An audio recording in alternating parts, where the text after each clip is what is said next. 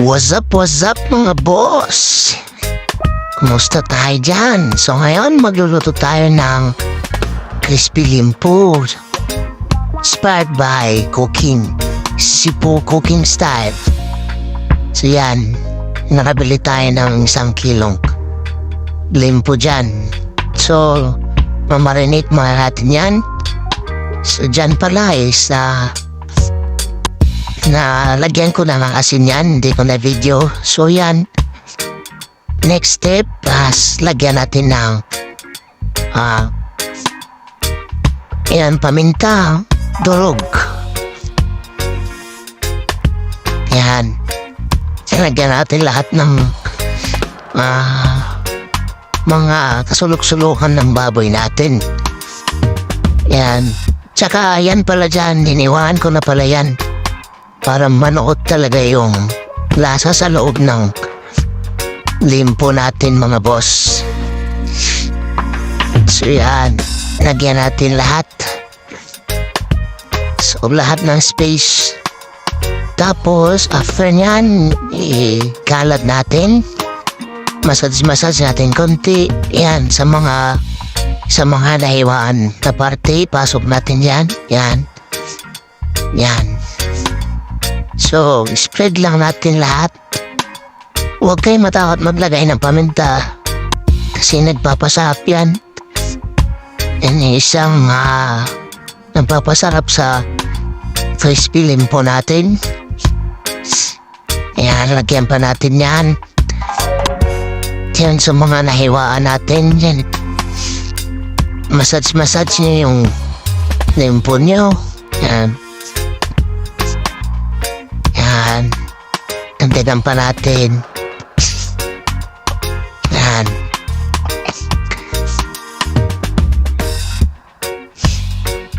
Sa gilid din, lagyan natin sa gilid para umasa din. So, huwag nyo talagang kalimutan iwaan yung limpo nyo para pag naluto siya, pati sa loob ay luto din. So, tsaka yung lasa niya is manunuot sa ilalim, lalo na pag makapal yung baboy nyo na nabili. So yan,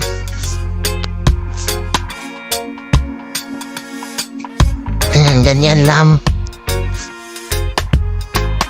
So ayos na yan. So third step natin, lagyan natin ng smoked paprika. Ayan. Para add din ng flavor yan. So dagdag flavor din yan, tsaka paganda ng kulay. So lagyan din ganon din sa pag-apply. Lagyan niya din lahat ng parte ng baboy, pati yung sa nahiwaan niya sa loob. So okay, matakot maglagay kasi hindi naman siya maalat. So, kahit damihan niyo okay lang. So, ayan. Hirab-rab natin. Yan, yung mga nahiwaan. Lagyan niya din para pumasok yung lasa. So, ito is nag-a-add din to ng lasa. Masarap din to. Yung smoked paprika. Yan. Massage natin konti mga boss. Sa lalim, sa loob yan, mga nahiwahan, lagyan nyo.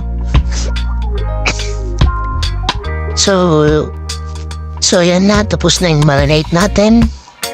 So lagay na natin siya sa marinating bag. So yan, para nanood talaga yung lasa. So i-marinate natin siya ng buong gabi, whole night, overnight. So yan na. Pero overnight sa umaga, yan na. So lulutuin na natin. So di ko na nilagyan sa taas. So asin lang yung ilalagay natin sa taas. Yan sa balat. So salang na natin yan. Alright. So ayan na po yung crispy limpo natin. Han. So, sasalang natin siya sa oven na 30 minutes muna para after 30 minutes, lagyan natin siya ng i-brush natin siya ng mantika yung balat para lalo siyang crispy. Tapos after 30 minutes, pwede nyo na ilagay sa 45 minutes. So, yan na after 30 minutes, nalagyan ko na yan ng mantika. Di ko na nakipakita sa video. So, yan, may mantika na yung balat. So, yan, umpisa na siyang crispy. So, sarap na tignan, di ba? Tsaka nilipat ko na din siya sa rack kasi pawin siya kung may ikot siya. So, yan, magandang luto yung ganyan. Yan lang. So, yan, magkitis-tis na tayo. Yan, luto na yung ice film po natin. Yan. Parinig natin gaano ka crispy. Crispy check. Fly out the valley and the fire. Take her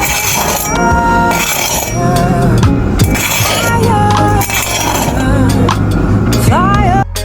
Kita naman natin gaano ka crispy, boss. Di ba? Saktong-sakto lang ang paggaluto. Okay, sobrang ganda tingnan. Nakakatakam.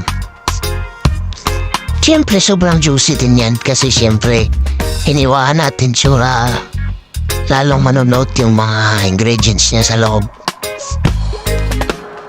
So yan na, titistis na tayo, tikman na natin.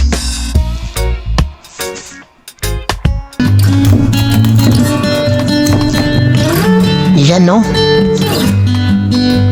nakakatakam talaga.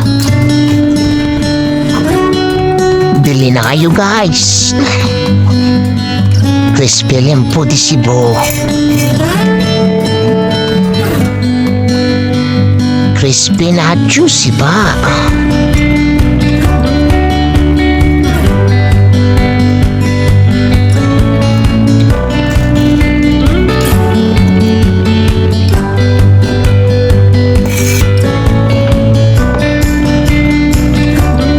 Natin guys.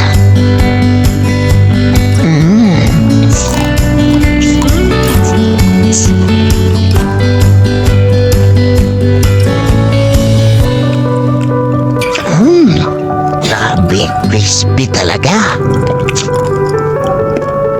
Sarap. Bili na kayo.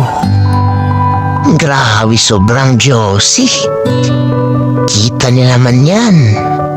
Yummy.